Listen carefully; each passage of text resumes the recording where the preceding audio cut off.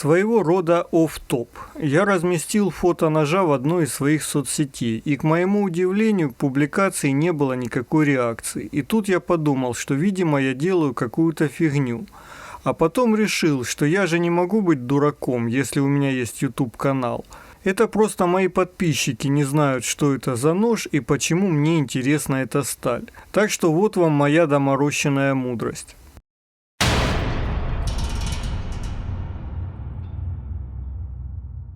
В Заголи все как всегда. К сожалению, полноценного обзора на нож не получится. У меня не было достаточно времени, чтобы оценить все плюсы и минусы ножа и отснять нужное количество материала. Но кое-что поразительное для себя я нашел. Это нож от компании Kershaw. Это американский бренд, который раньше был широко распространен у нас в магазинах в бюджетном ценовом сегменте. И он нашел много фанатов. Чаще всего это были недорогие ножи с подпружиненным флипом китайской сборки. Но конкретно этот нож не из бюджетной линейки, имеет первоклассные материалы и собирается в США. Внешне нож выглядит достаточно скромно, просто черный, но рукоять не такая уж простая. Это алюминий со вставками по технологии с благозвучным названием Tractec. Компания Kershaw широко применяет эту технологию в своих рукоятях. Если вкратце, это вставки полимерного материала, которые обеспечивают лучшую цепкость рукояти и надежный хват в мокрых руках и экстремальных ситуациях.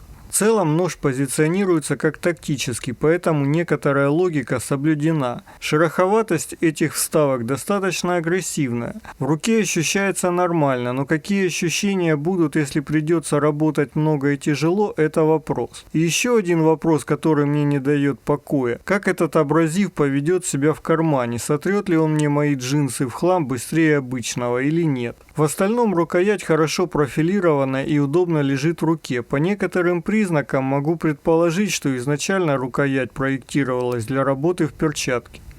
Из названия ножа мы видим, что это линейка ножей с автоматическим выбрасыванием клинка. Механика этого автомата максимально простая, буквально пружина и кнопка стопор. Никаких дополнительных плюшек нет. Пружина взводится вручную при закрытии ножа, а при нажатии кнопки происходит спуск и выбрасывание клинка. Все максимально обычно. Кнопка достаточно тугая, это видимо в качестве предохранителя. Осевой винт также сделан максимально просто. В конце концов это же Kershaw, а не ZT. Самое интересное в ноже это клинок. Это сталь М4. Думаю, можно сказать, что это достаточно редкая сталь для ножа. Начнем с того, что это порошковая сталь, притом совершенно не ножевая. Эта сталь разработана для металлорежущих инструментов, сверл, фрез и прочего. Многие, наверное, сразу вспомнят быстрорез R6M5, но поверьте мне, это совсем другая история. Сталь CPM M4 – инструментальная быстрорежущая сталь, выпускаемая американской металлургической компанией. Процесс изготовления происходит по технологии CPM.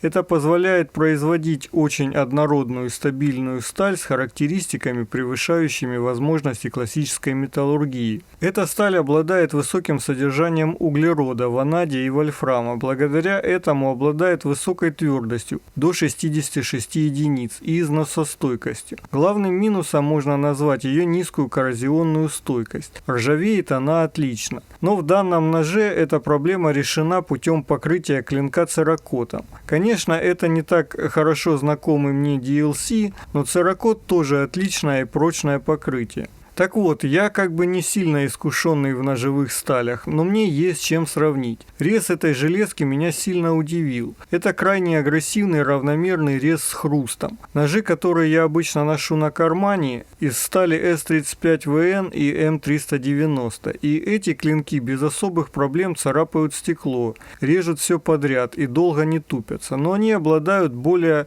мыльным резом. И это сложно объяснить, но лучше всего это проявляется в резе пленки и резины. Там, где М390 скользит и требует больших усилий, М4 просто распускает резину на лоскуты. Ну и естественно царапает стекло М4 куда легче и равномернее. Я не сторонник таких тестов, потому что в реальной жизни таких задач практически нет. Но разницу между сталями это демонстрирует прекрасно. Я, конечно, знал, что сталь с таким химическим составом должна иметь более агрессивный рез, но я не ожидал, что эффект будет таким сильным. По геометрии клинка нож специфический. Буквально вчера в комментариях мне писали, что ножи, у которых пол клинка сделаны серейтором, универсальные и очень полезны. Но в этом ноже, кроме этого, присутствует еще и танто. Так что, наверное, этот нож самый универсальный, а значит и самый средний в бытовых задачах. Ну вот реально на мой вкус тут сошлось все, что я не люблю. В клинке длиной 88 мм одновременно присутствуют 3 разных режущих поверхности. Это как 3 малюсеньких ножичка. Универсально, безусловно, но под мои ежедневные задачи вряд ли подойдет. Если вы расцениваете нож так же, как его позиционируют маркетологи, как складной тактический нож, то, может быть, вам это понравится, но я так не считаю. В первую очередь по причине замка. Для тактического ножа я бы рассмотрел фрейм-лок или триад-лок, но это все уже вкусовщина. Подводя итоги, можно сказать, что нож своеобразный, но оставляет приятное ощущение. Рукоять выполнена качественно и интересно, претензий к форме и качеству обработки деталей нет. Общий дизайн выполнен с одной стороны минималистично, а с другой стороны вполне себе агрессивно. Хорошо вписаны в общий вид темлячное отверстие и минималистичная клипса. Покрытие клинка церакот, а вот рукояти и источники противоречат друг другу. Иногда указывают также, что рукоять покрыта церакотом, иногда указывают, что анодированием. Проверить, естественно, я не могу. В ценовом позиционировании нож стоит около $200 по акциям и скидкам. Мне сложно оценить адекватность такой цены, так как примененная сталь остается достаточно редкой, а ножей, произведенных в США и представленных на нашем рынке, микроскопическое количество. И хоть мне не нравится ни форма клинка, ни замок ножа, я бы его купил, потому что он доставляет приятные эмоции, потому что это сталь М4. Этот ролик в каком-то смысле приквел для большого ролика по порошковым сталям, который я планирую сделать. Но моих знаний в металлургии не хватает, и написание сценария идет непросто. А в завершение ролика спасибо тем, кто досмотрел до конца. Свое мнение можете оставить при себе или написать в комментариях. Лайки, подписка, репосты все еще очень важны в это трудное время. И в описании еще должны быть полезные ссылки. Если вы смогли досмотреть до этого момента, значит вы просто упоротый фанат моего канала. Так как запрещенные соцсети отказались от насилия и повесили теневой бан на все фотографии ножей, продвижение в них стало невозможно. Собственно, по этой причине мой пост с ножом и не вызвал никакого отклика. Поэтому вынужден пригласить вас в группу ВК. ВК активно навязывает подключение донатов, но я не знаю, какие бонусы за это я могу предложить. Подбор ножа по характеристикам, поиск нужного ножа на просторах РФ – все это как-то сомнительно. Но если вам интересно, подписывайтесь, что-нибудь придумаем. Только сложится нелегко, дружба пламени с мотыльком, самка белого мотылька.